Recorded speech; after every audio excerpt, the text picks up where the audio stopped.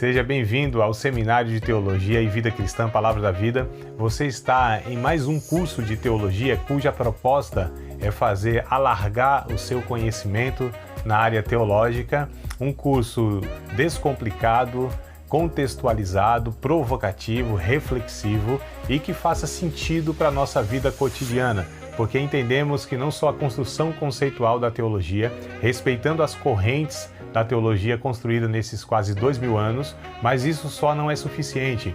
Nós pretendemos que a partir do entendimento bíblico, dos conceitos esclarecidos, nós possamos reproduzir isso em uma espiritualidade no nosso cotidiano e nas relações. Seja bem-vindo a mais uma aula do curso de teologia do Seminário de Teologia Palavra da Vida. O primeiro e segundo livro dos Reis é o que nós vamos estudar hoje, tá? Então, tá com a Bíblia aí, abra a Bíblia, ligue a Bíblia, né?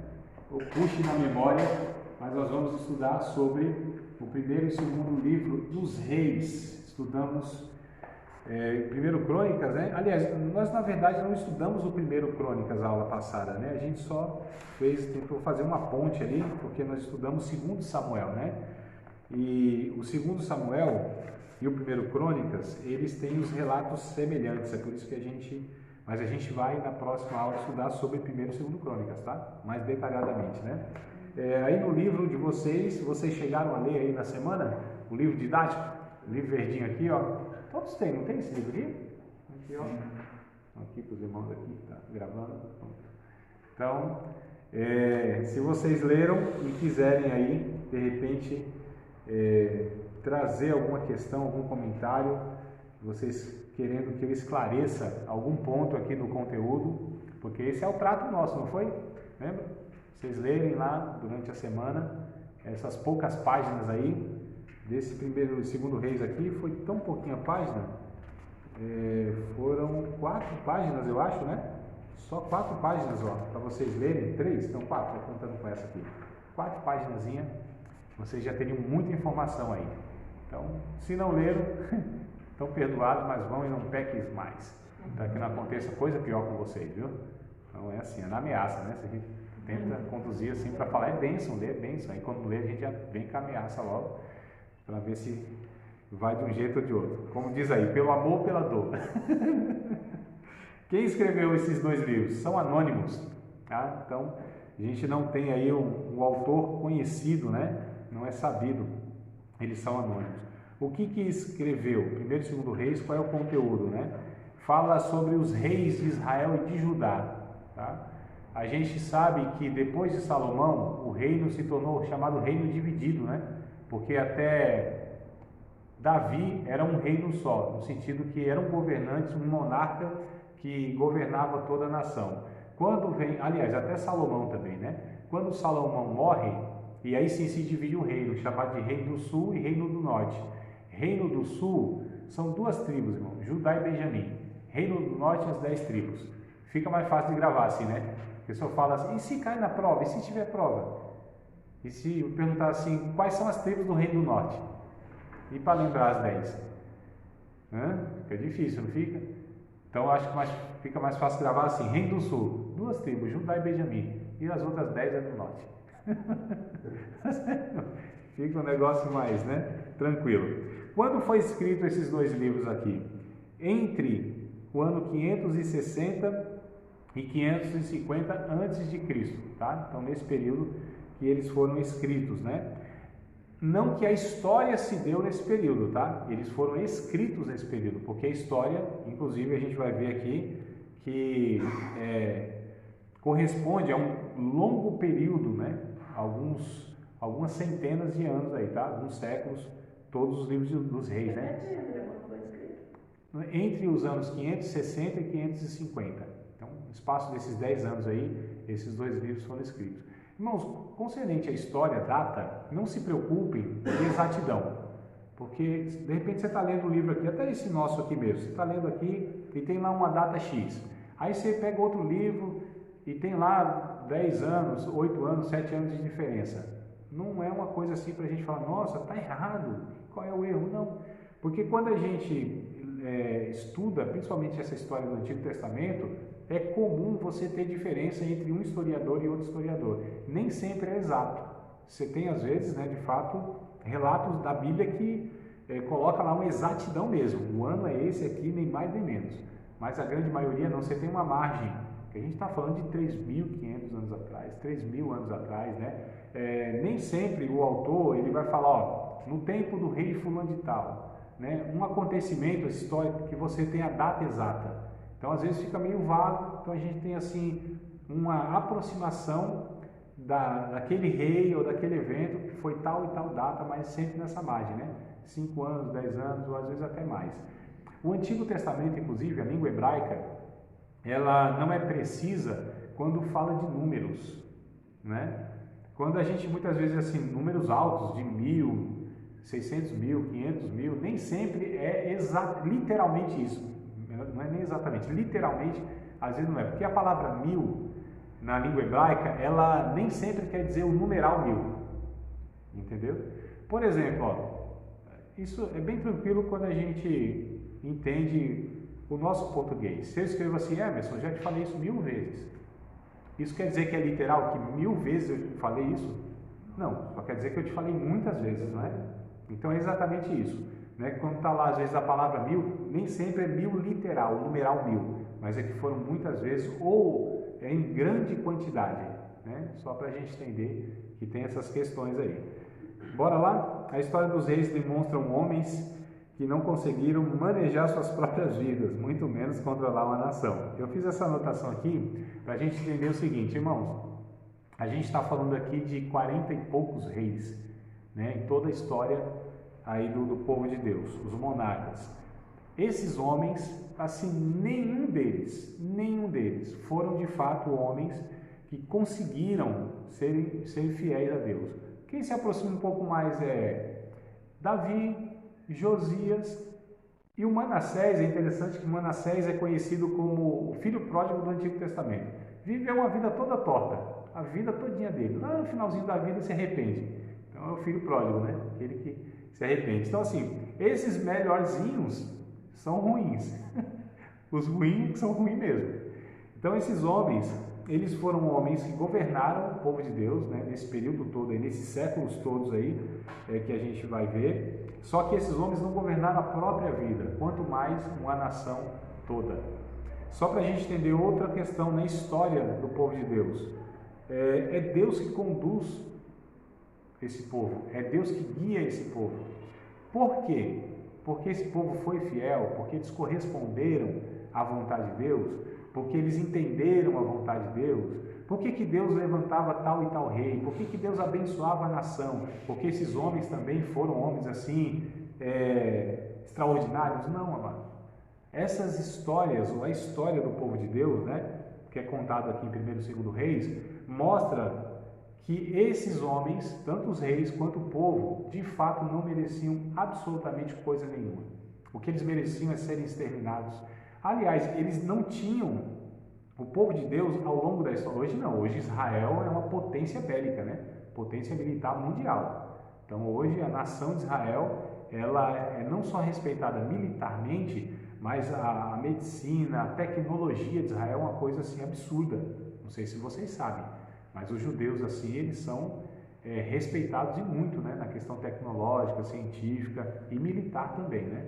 Mas, assim, a história toda nunca foi, não. O povo não tinha as armas de guerra que as outras nações tinham, não era um povo numeroso como as outras nações muitas vezes eram, eles não tinham os recursos, as tecnologias da época, né, irmão? Da época, claro, não tem como comparar. Então, assim, era um povo sempre frágil, sempre à mercê de todas as nações, mas sempre venceram as batalhas, né? A gente estuda esses livros, a gente percebe porque Deus era quem batalhava, Deus que pelejava, era Deus que de alguma maneira lá, de uma forma sobrenatural, muitas vezes, fazia com que os homens lá corressem, as nações, né? Os povos que invadiam Israel, assim, eles fugiam, então, às vezes de uma forma inexplicável. Teve uma ocasião muito interessante, não é nem nos Reis, sem Crônicas que está, né? Que teve 2 nações que foram contra Israel, as 2. E aí Deus disse assim, olha, Josafá, né, na época, disse assim, pega os cantores, põe na frente e manda eles cantando. Mas, irmão, sinceramente, isso é estratégia de guerra? E um monte de gente com arma, cavalo e tudo mais. Deus disse assim, manda os cantores aí, vai louvando meu nome aí, louvar o Senhor porque a sua habilidade é para sempre. É uma coisa que não faz sentido, né? E é interessante que a Bíblia diz que quando o povo ia louvando a Deus, os dois assim, tipo assim, ó, os dois estavam indo assim, vamos contra Israel, os dois povos. Aí tipo um olhou para o outro, o que é? Que é o quê? Está olhando o quê? Está olhando você que está olhando. Aí eles começam a brigar entre si, se matam entre si, Deus abençoou e deu a vitória. Olha que coisa, né, curiosa, no mínimo, aí para não falar de outro mundo. Mas bora lá, aqui na continuidade. Vamos dividir em 3 partes, tá? Se vocês quiserem anotar aí, ó, chegou na hora certinha, a hora da anotação, irmã. Vamos lá. A hora da anotação. A gente vai dividir, tá? Esses 2 livros em 3 partes aqui para a gente ter a condição de estudá-lo de uma maneira mais pedagógica, tá? Mais didática, melhor dizendo. Então, primeira divisão, um reino destituído. Pode escrever isso aí. Um reino destituído. Tem caneta, amada? Não, tem. Então, vamos lá. Pode escrever um reino, né? Destituído. Primeiro Reis, melhor dizendo, primeiro Reis, capítulo 1 ao 11. Tá? Essa é a primeira divisão. Então, primeira divisão, vamos falar sobre um reino destituído. Primeiro Reis, capítulo 1 ao 11. Segunda divisão, um reino dividido. Isso vai de 1 Reis, capítulo 12, até 2 Reis, capítulo 17. Entendeu? Vai de um livro para o outro, né? Um reino dividido. 1 Reis, capítulo 12, até 2 Reis, capítulo 17. Segunda divisão, né? Terceira divisão do livro. Um reino em declínio. Um reino em declínio. 2 Reis, do capítulo 18 até o 25. Tá? Então, terceira divisão, repetindo, que vocês anotem. Um reino em declínio, 2 Reis, capítulo 18, até o capítulo, melhor dizendo, 25, né? Vamos pegar o primeiro capítulo do primeiro livro dos Reis? Tranquilo? Posso prosseguir? Não sei se eu estou muito acelerado aqui, eu tenho um bocado de coisa para passar, eu fico meio agoniado, né? É igual aqueles professores que escrevendo na lousa, né? Aí o povo, aí ele apagava, não, professor, não copiei. Então vamos lá. Primeiro capítulo do primeiro Reis, vamos lá, estão com a Bíblia aberta aí. A gente vê aqui, esse texto conta a velhice de Davi, né? E a sucessão de Salomão no trono, tá? Então, primeiro livro dos Reis conta o final da vida de Davi, né? Davi já está velho, está enfermo, chama ali o seu filho para herdar o trono, para suceder, né? Dar continuidade ao reino, tá? Então, capítulo 1 de Reis conta a velhice de Davi e a sucessão de Salomão no trono. O capítulo 2 ao 11 são os feitos e a sabedoria de Salomão, né? Sua sabedoria não foi suficiente para que ele se mantivesse fiel a Deus. E eu quero chamar a atenção aqui de vocês, ou chamar a nossa atenção, para destacar o seguinte: Salomão foi um homem escolhido por Deus, né? À semelhança de Davi, porque alguns reis eles chegaram ao trono por motivos diferentes. Nem sempre foi de fato Deus que ordenou diretamente, né? Se foi Deus que conduziu nos bastidores da existência, eu não sei, não tenho condição de falar isso. Mas tem uns que não foi Deus que levantou o profeta e disse, vai lá, alguns sim, né? Vai lá e unge fulano, unge ciclano, como fez com Elias, Eliseu também me parece, deu ordem aos profetas. A gente até vai ver que os profetas, nesse processo histórico de reis, os profetas é uma voz de Deus para amenizar os pecados e os erros desses homens. Então você tinha 3 figuras principais na história de Israel, da nação de Israel. Você tinha os reis, os sacerdotes e os profetas. Tanto é, amados, que nessas 3 figuras aqui, o Espírito Santo vinha sobre essas 3 figuras, né? Não era todo o povo que tinha o privilégio de terem a pessoa do Espírito Santo habitando ou visitando, como é o termo que os textos do Antigo Testamento usam, né? Então não é como hoje, não é como na graça que a gente chama, né? Um dia houve uma ocasião lá que Deus mandou Moisés listar lá alguns homens. E aí Deus pega mesmo do espírito que havia em Moisés, né, do poder, da graça, da porção que havia em Moisés e distribui sobre aqueles homens que estavam inscritos lá. E aí tinha dois que não estavam na lista. Eudade e Medade, o nome dos camaradas, né? Estavam profetizando e tudo mais, e aí Josué teve ciúme, né? A Bíblia diz que Josué teve ciúme. Ele disse: Senhor, quer que a gente pare esses homens aí? Porque eles não estão listados lá nos homens. Aí Moisés diz assim: tomara eu que todo Israel fosse profeta e recebesse o Espírito de Deus. Então não era toda a nação, eram alguns poucos homens que o Espírito Santo vinha, né, capacitava esses homens, como eu disse, reis, sacerdotes e profetas, para que eles fizessem algo, para que eles realizassem uma tarefa, e o Espírito Santo se retirava deles. Eu acho que o maior exemplo que a gente tem é a vida de Sansão, lá dos Juízes, né? A gente vê essa expressão direta, né? E veio o Espírito do Senhor sobre a vida de Sansão. Ele pegava uma queixada de jumento lá, matava 1000 homens. E vinha o Espírito do Senhor sobre a vida de Sansão. Pegava lá os portões de bronze da cidade de Gaza e levava nas costas. E veio o Espírito do Senhor sobre a vida de Sansão. Ele quebrou as cordas lá como se fosse um fiapo queimado e tal. Então, assim, essa era a ação de Deus. O Espírito Santo vinha e se retirava, vinha e se retirava. Mas essas três figuras aqui que eram aqueles que o Espírito Santo vinha habitar, né? Hoje, graças a Deus, não é assim, né, amados?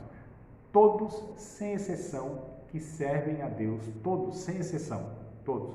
Novos convertidos, velhos convertidos, quem está muito tempo na igreja, quem está pouco tempo na igreja, quem tem função ministerial, quem tem um bom conhecimento bíblico, quem é maduro, quem não conhece nada de Bíblia, quem é também ainda superficial, né, na questão espiritual, todos igualmente têm a pessoa do Espírito Santo de Deus.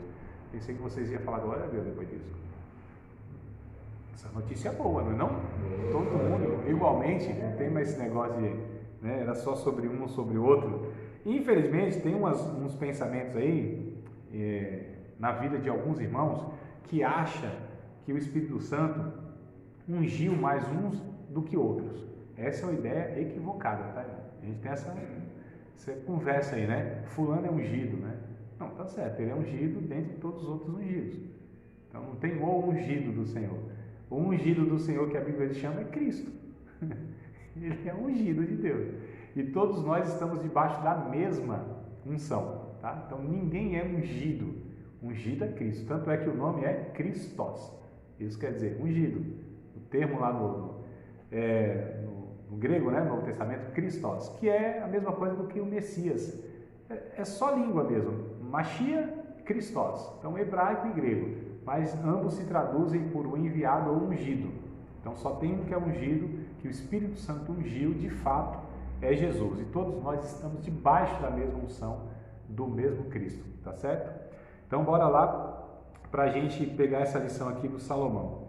Capítulo 17 de Deuteronômio, eu quero extrair aqui com vocês um pensamento a respeito de Salomão, da sua vida, né? Eu acho que vale a pena a gente se ater um pouquinho mais aqui sobre a vida desse rei. Como Davi, a semelhança de Davi, um rei também conhecido mundialmente, né? De quem é e não é cristão, de quem estuda e não estuda a Bíblia. Enfim, Salomão se tornou uma figura mundial da história, né? Um rei como nunca outro houve.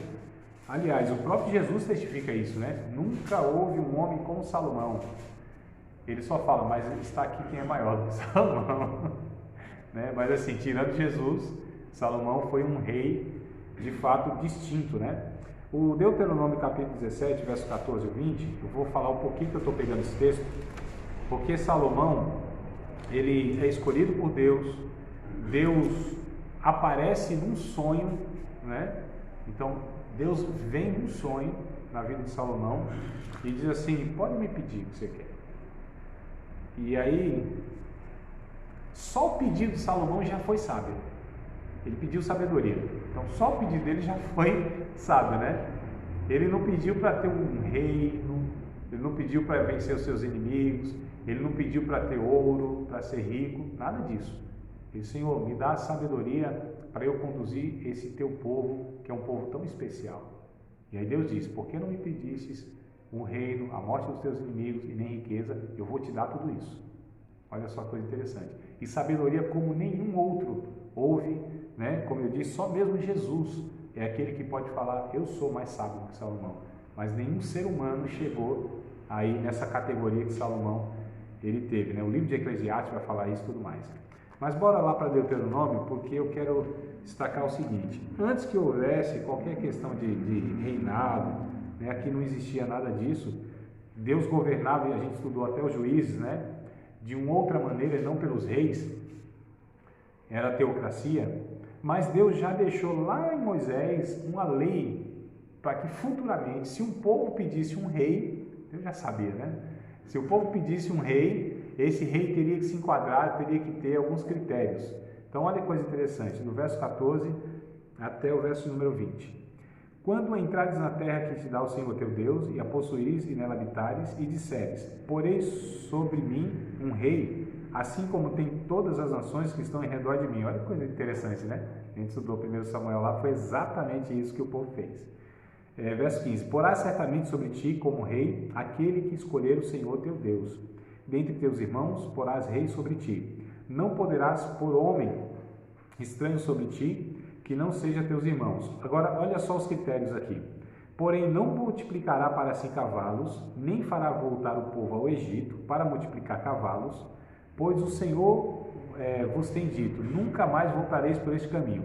Irmãos, o cavalo era sinônimo de riqueza, de poder, né, militar. Então, a gente precisa entender esses termos aí. Verso 17. Tampouco para si multiplicará mulheres, para que o seu coração se não desvie, nem prata nem ouro multiplicará muito para si. Irmão, uma mulher já fazia estrago, né? Se essa mulher, lógico, fosse como a Jezabel, por exemplo. Então, a mulher só manipulava o homem e fazia o que queria. Imagina muitas.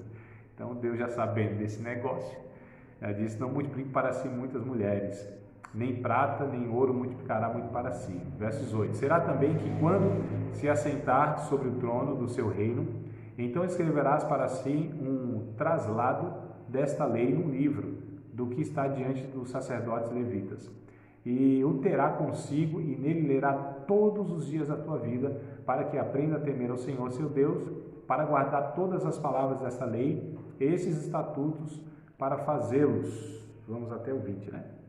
Para que o seu coração não se levante sobre seus irmãos, e não se aparte do mandamento, nem para a direita, nem para a esquerda, para que prolongue os dias do teu reino, ele e seus filhos no meio de Israel. Então, olha que coisa interessante, a gente estuda a vida de Salomão e a gente vê que ele cometeu todos esses pecados.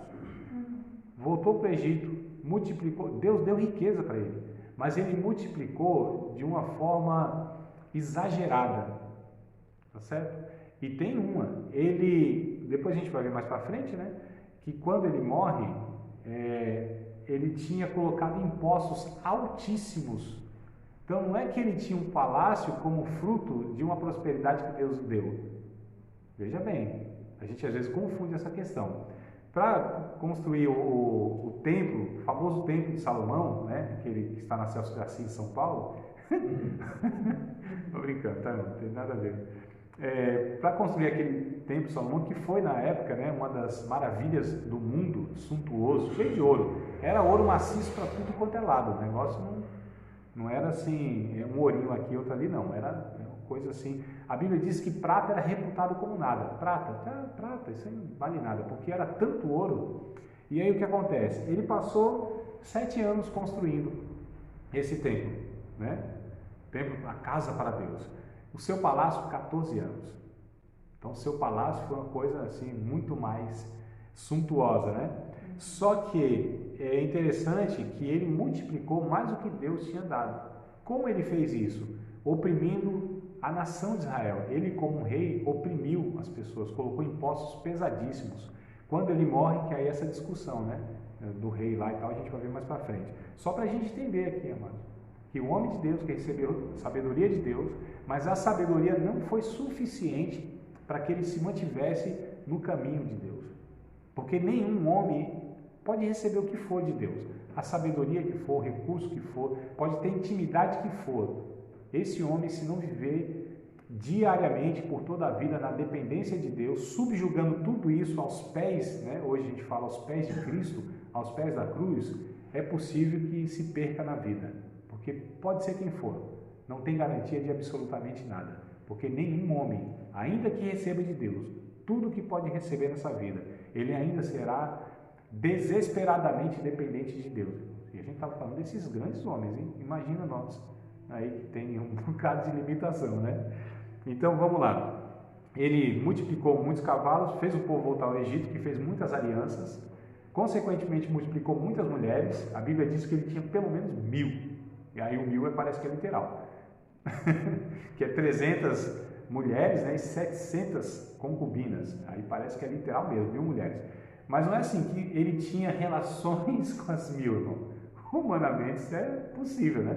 Podia ter Viagra na época que fosse, que não ia dar conta desse negócio, né? Podia ter lá o afrodisíaco que for. Então não é que ele tinha relação com essas mulheres. Pelo contrário, me parece que ele de fato amava uma única lá, que a Bíblia chama da Sunamita, né? Aquela lá do Cantares e tal. Mas enfim, o que eu quero dizer é que essas mulheres, elas foram adquiridas por Salomão porque fazia aliança política tinha essa prática, né, cultural. Então assim, eu fazia aliança com o Egito, levava a filha do camarada lá, né? Então casava com ela. Então, ainda que não casasse de fato, efetivamente no sentido do convívio, mas por direito era minha mulher, levava ela lá e tal, enfim. E ele sustentava as 1000 lá tranquilamente. E o que acontece? Essas mulheres pagãs, o que fizeram? Corromperam o coração deles. A gente vai ver no final da vida dele, aqui no livro de Reis, que as mulheres tinham cada um seus deuses lá. Uma do Egito, outra lá da Síria, outra da Babilônia, outra não sei de onde. Cada um tinha as suas religiões e tal. E aí ele acabou, né, tolerando aí no seu palácio, na sua vida, essa adoração. E essas mulheres começaram então a corromper o coração dele. Então, levou o povo para o Egito, multiplicou muito dinheiro, prata e ouro que não podia, teve muitas mulheres. Por que ele comete todos esses pecados que a lei diz para ele não cometer? Exatamente todos eles. Tem um motivo. Está aqui no texto, irmãos, de Deuteronômio, no finalzinho. Vou voltar aqui, acho que eu saí aqui do texto também. Aqui no finalzinho, no verso 18 e o verso 19. Lembra esses 3 pontos que o rei não era para fazer? O que ele deveria fazer então? Pegar e escrever isso. Não pode fazer isso, não pode fazer isso, não pode fazer isso. Coloca do lado do seu trono. Lê todos os dias da sua vida, do seu reinado, para que seu coração não se aparte do Senhor. Então, por que ele cometeu esses 3 pecados? Porque ele negligenciou o quarto mandamento, ou a quarta orientação, que era ler todos os dias, ou seja, depender da palavra de Deus. Olha só. Isso também tem uma lição para nós, né? Se para Salomão, com toda a sabedoria, Deus ainda disse, você vai depender sempre da minha palavra, quanto mais nós.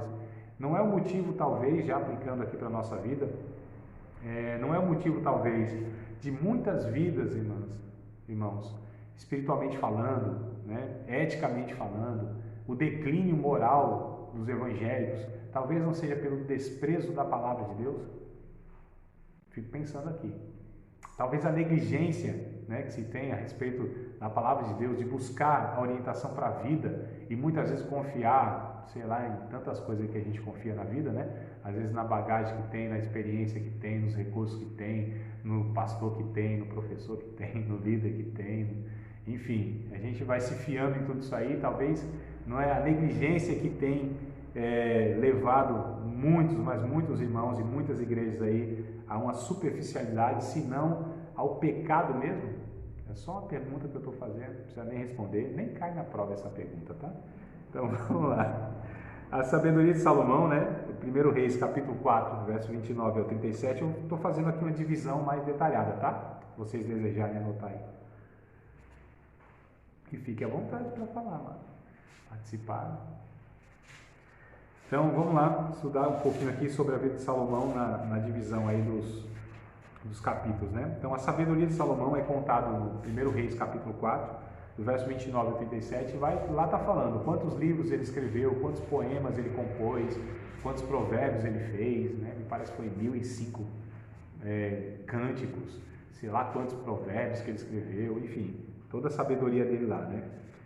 O capítulo 6 de 1 Reis vai falar que a construção, né, que ele fez lá, capítulo 6, a partir do verso 1, tá? A construção de um templo, esse templo que eu falei para vocês, né? O capítulo de número 6, do verso 12, capítulo de número 2, verso 4, capítulo número 9, verso 4 e 5, estou anotando tudo isso não, né? Então, Tá muito rápido. Eu volto aqui, então vamos lá devagarzinho. Onde vocês pararam? Capítulo 6, verso 1, que é a construção do templo? isso. Vamos lá. É agoniado querendo passar um monte de coisa aqui, né? Eu assisto tudo de novo só para anotar. Eu creio, mano. Eu creio. Agora eu vou pegar todos os detalhes e Eu sou crente, eu creio. Você faz isso, mano. Então vamos lá. A promessa de Deus a Salomão era condicional, tá? Esse é o ponto. Vocês anotaram a construção do templo, né? Parou aí? Tudo certo? Então tá bom. Então o terceiro ponto aqui, ó. A promessa de Deus a Salomão era condicional. Tá? Aí vai os versículos. Capítulo 6, tudo em 1 Reis.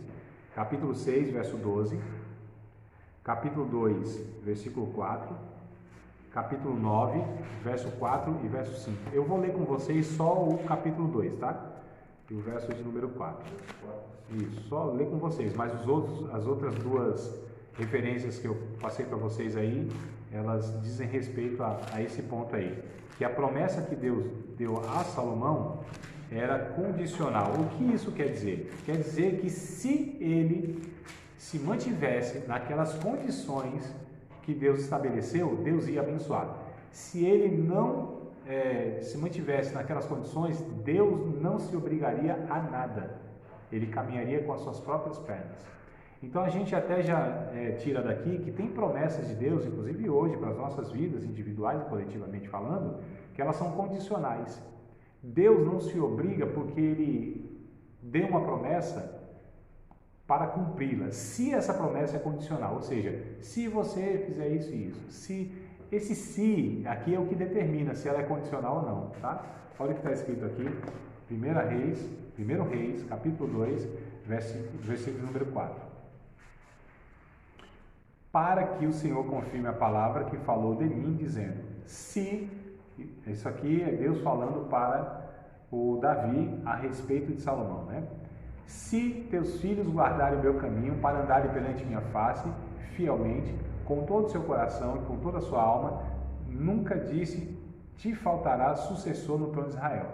Se eles andassem diante de Deus assim.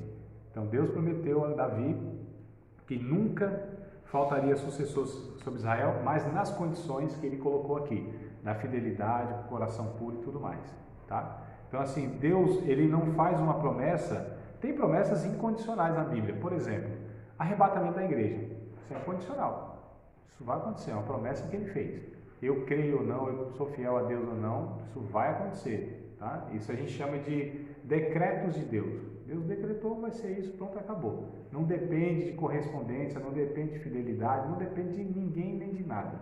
Agora tem coisas que Deus ele coloca essa condição, né?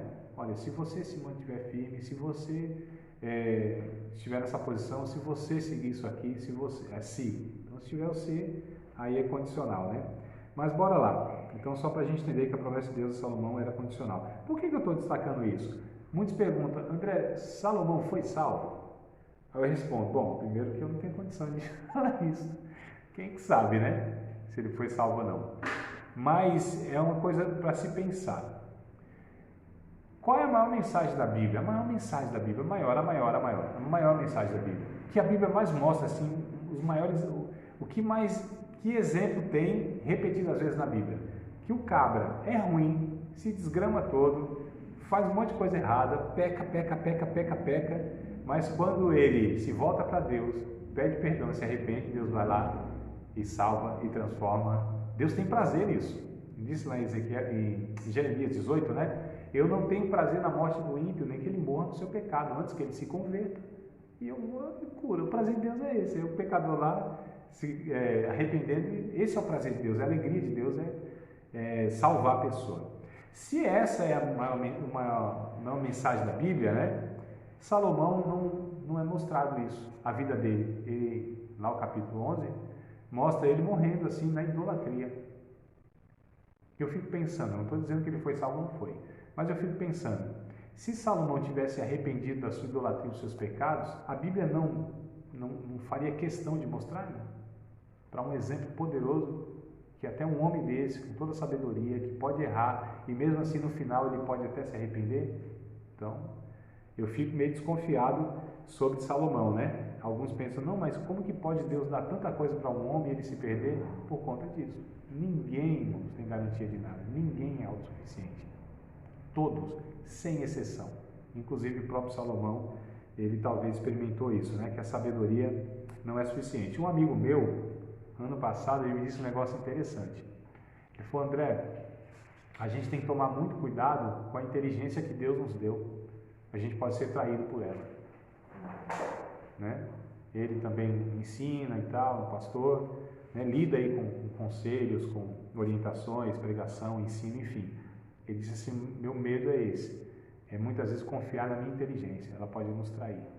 Então a gente tem que ter muito cuidado, né? Muito cuidado. Quanto mais você vai adquirindo experiência com Deus, esclarecimento da vontade de Deus, mais a gente pode cair no engano que, olha, então aqui eu dou conta, vou embora, né? Não, amados, ninguém tem garantia de coisa nenhuma. Bora voltar aqui, falando nos tempos de Davi e Salomão, né? Esses 80 anos, tá? Porque Davi governa 40 anos, né? Que nós estudamos na aula passada, lembra? 1 Crônicas, relata os 40 anos de Davi, e Salomão também, a semelhança de Davi, ele governa durante 40 anos, ou seja, 80 anos juntando Davi e Salomão, é conhecido como a Era de Ouro de Israel. Teve um grande domínio, né? 1 Reis capítulo 4, verso 21, a gente estava aqui no capítulo 4, não, mas vamos no capítulo 4, capítulo 4, 1 Reis, né? Capítulo 4, verso 21, só para dar um exemplo, tá? Vou passar depois para vocês aqui outros versículos aqui, outras referências. 1 Reis capítulo 4, verso 21, e dominava Salomão sobre todos os reinos, desde o rio Eufrates até a terra dos filisteus, até o termo do Egito, os quais traziam presentes e serviam Salomão todos os dias da sua vida. Então mostra aqui os termos, né? Desde lá do rio Eufrates até a terra dos filisteus, até o termo do Egito. Davi, na época dele, ele aumentou o território de Israel 10 vezes mais. 10 vezes mais. Tem noção do que é isso? Né? Como se ele tivesse chegado aqui no Espírito Santo, começar a governar agora, e na morte dele, o Espírito Santo fosse 10 vezes maior no seu território por causa das conquistas. Então, olha a prosperidade que teve nesses reinados aí de Davi e de Salomão. E é interessante aqui esse verso 21, porque ele vai mostrar uma promessa que foi feita lá em Gênesis capítulo 15, verso 18, para Abraão. Olha que coisa interessante, a gente está estudando história, né? Então a gente está vendo aqui como Deus ele foi conduzindo Israel. Lá em Gênesis capítulo 15, verso 18, tem uma promessa feita a Abraão. E a gente está falando do que, irmãos? Aqui de... Ixi, agora até esqueci. Esqueci. Uns 800 anos para trás. Para mais um pouquinho, né? Uns 800 anos, mais ou menos. Tá? Capítulo 15... É que tem umas datas aqui que eu me perdi agora, mas assim, um bocado de tempo atrás aí, Deus prometeu algo e cumpre em Salomão, tá? Especificamente Salomão. Capítulo 15 de Gênesis, verso de número 18, está escrito assim, ó: naquele mesmo dia fez o Senhor um concerto com Abrão, era até o nome de Abrão ainda, né? Dizendo, a tua semente tenho dado esta terra, desde o rio do Egito até o grande Eufrates. Então, olha só, Deus fez uma promessa a Abraão e isso se cumpre lá em Salomão, que de fato eles conquistaram todo esse território. Quando Deus fez a promessa a Abraão, ele não tinha absolutamente nada. E ele morreu lá com um teco de terra, sabe o que é um teco? Um pedacinho de terra, assim que ele comprou para sepultar Sara, a mulher dele. Tequinho, que é a briga até hoje dos judeus e os muçulmanos, né? Os árabes e os judeus até hoje. Esse tequinho aí. Campo de Macpela, que chama, né? Onde está lá aquele domo da rocha, aquele prédio lá com a cúpula dourada? Pronto, ali é a pendenga, é a briga, a arenga, é o avexamento desses dois povos. É por causa desse... Hã? Eu brinquei na minha administração, conversando na Abraão, pegou a Sara e tem guerra até hoje no Oriente Médio, nada de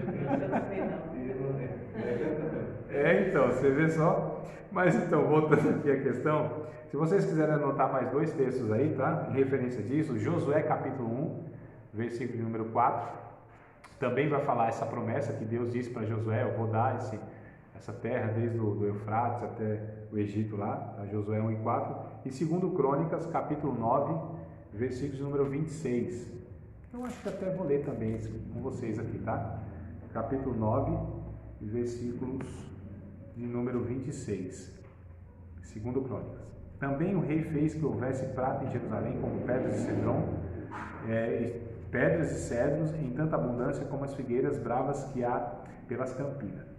Quando eu falar para vocês verso 26, vocês entendam 6. 26 não, é 6. Não, mas é 29, oh meu Deus, aqui tá tudo torto o negócio aqui. Eu anoto as coisas e nem eu entendo o que eu anoto. Tá difícil demais assim, né? 29, do 29 ao 31, né, irmã Fabiana? Então é por aí, ó.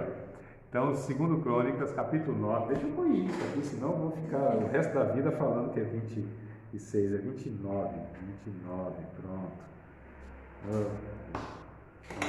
Tá vendo? Traído pela sua própria inteligência. Isso porque eu anotei. Os demais atos, pois, de Salomão, tanto os primeiros como os últimos, porventura, não estão escritos nos livros da história de Natã, o profeta, e na profecia de Aías, o silonita, e nas visões de Ido, o vidente, acerca de Jeroboão, filho de Nebate? E reinou Salomão em Jerusalém 40 anos sobre todo Israel. E dormiu Salomão com seus pais, e sepultado na cidade de Davi, seu pai. E Roboão, seu filho, reinou em seu lugar. Então a gente percebe aqui também o tempo que ele reinou, o território onde ele reinou, né?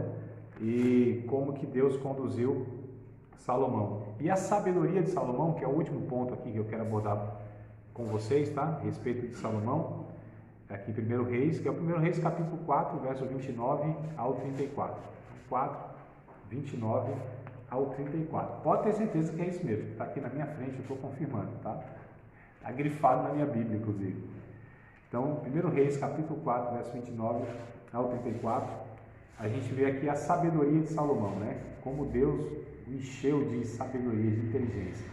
Diz assim, ó, do verso 29 ao 34. E deu Deus a Salomão sabedoria e muitíssimo entendimento e largueza de coração, como a areia que está na praia do mar. E era a sabedoria de Salomão maior do que a sabedoria de todos os do Oriente e do que toda a sabedoria dos egípcios. Os egípcios, irmãos, naquela época da história humana, eram aqueles que tinham mais sabedoria. Para vocês entenderem, a medicina começa no Egito. Tá? Na humanidade, a medicina começa no Egito. Aquele negócio de embalsamar lá que eles tinham, né?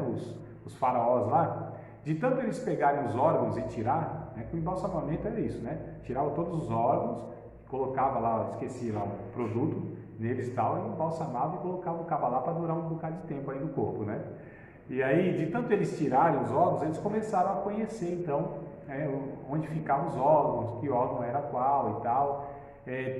A arqueologia achou um crânio, foi feita uma cirurgia, a gente está falando de, meu Deus do céu, de 3.500 anos atrás aproximadamente.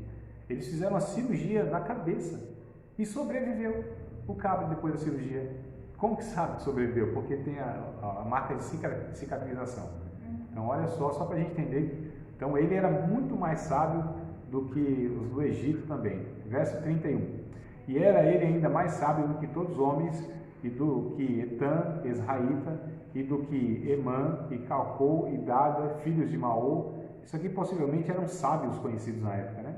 E correu o seu nome por todas as nações em redor. E disse 3.000 provérbios. Olha, ele criou 3.000 provérbios, né? E foram os seus cânticos 1.005. O Cantar de Salomão é um dentre esses 1.005 que ele escreveu. Olha só, mano. E também falou das árvores, desde o cedro que está no Líbano até o isopo que nasce na parede, ou seja, a mais nobre árvore que tinha o madeiro até o galhozinho lá do isopo. Também falou dos animais e das aves, dos répteis e dos peixes. E vinham de todos os povos ouvir a sabedoria de Salomão e de todos os reis da terra que tinham ouvido na sua sabedoria. Quando falou dos animais, falou das aves, quer dizer que ele escreveu muitos tratados, irmãos. Olha só, desse tempo. Aí você fala assim, nossa, mas também ficou fácil, né? Porque, tipo assim, ele dormiu, aí no sonho veio um download do Senhor Jeová, assim, sobre a vida dele, instalou todos os programas, acordou todo inteligente. Não é bem assim. Olha o que ele escreve em Eclesiastes. Que a gente tem essa falsa ideia às vezes, né? Eu pensei isso. Ficava fácil, ficava, não? É assim, um download assim. Quando Deus me falar comigo, eu vou falar saber. Ai, ai. De dinheiro, nada. Dinheiro não. Oh, mas hoje quem tem a inteligência, né? Tem muito, né? Então, aliás, depende da inteligência, né? Porque eu já fiz umas 4 faculdades, graduação e pós-graduação, e dinheiro que é bom não estou vendo ainda não. Mas vamos lá em Eclesiastes, capítulo de número 1. Olha só o que ele escreve aqui, no capítulo de número 1, versículos de número 13.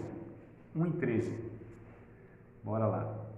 E apliquei o meu coração a esquadrinhar e a informar-me com sabedoria de tudo quanto sucede debaixo do céu. Essa enfadonha ocupação deu Deus aos filhos dos homens para nela exercitar. Atentei para todas as obras que se fazem debaixo do sol, e eis que tudo era vaidade e aflição de espírito. O que Salomão está dizendo aqui é que ele buscou saber, ele leu, pesquisou sobre tudo que existia, irmãos. Tudo, todas as informações possíveis. Não tinha Google na época, não tinha faculdade. Então, tinha pouca informação, né? Hoje tem mais. Sim. Hoje está mais difícil. Na época do filósofo Sócrates, né? Então a gente está falando aí de 1000 e pouquinhos anos atrás, 1100, 1200 anos atrás, na época dele já tinha muita informação, é por isso que ele cria aquela frase, tudo que sei que nada sei. Né? Por que ele criou essa frase? Não é porque ele não sabia, pelo contrário,